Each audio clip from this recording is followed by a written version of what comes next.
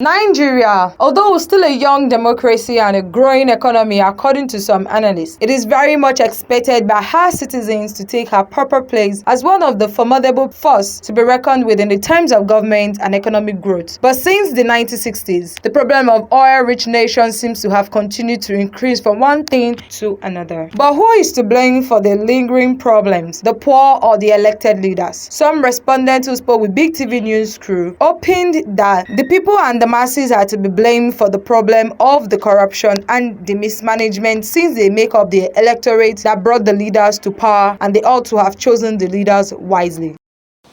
We are the citizens. We are the cause of the problem. Because if we don't vote for the leaders, the bad ones, the situation of this country will be good. But we vote for the bad ones. Understand? That is the reason why the problem of this country is going higher.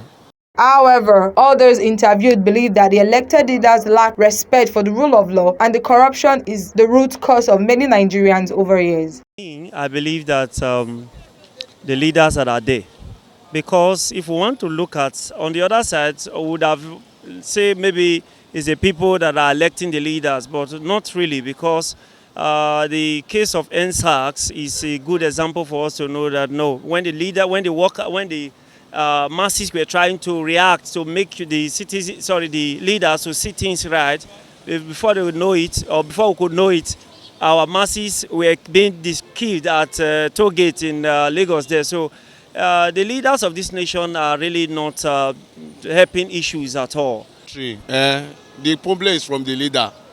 I've been a young person when we say the up yesterday, and I call the constitution. And the leader, the senators, and the governors, and so other people. And then the problem we will get for this country, they embezzle money, they chop money anyhow.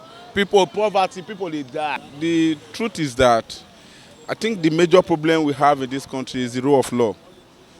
Because if the leaders knows that they should commit any crime, there's a punishment for them. I think that is where everybody will be the consciousness will be there. So we can go free, everybody can do anything in this country and go free. For example, now you see where they are selling cocaine now, even see where they are selling drug. Police will arrest somebody that is carrying just a little parcel of it. But look at the way they are selling the main drug there. They will not go to that place and arrest the people, because they can find they can sort, they even find their way hard. Go to the prison yard to the dead criminals there to they celebrate them. They will go there and bring them out during the election time and use them for thuggery. The elected leaders now, if we have a good leaders, I don't believe we'll be in this mess thing now. They should change their ways and admit their pattern of ruling, which is from bad to good.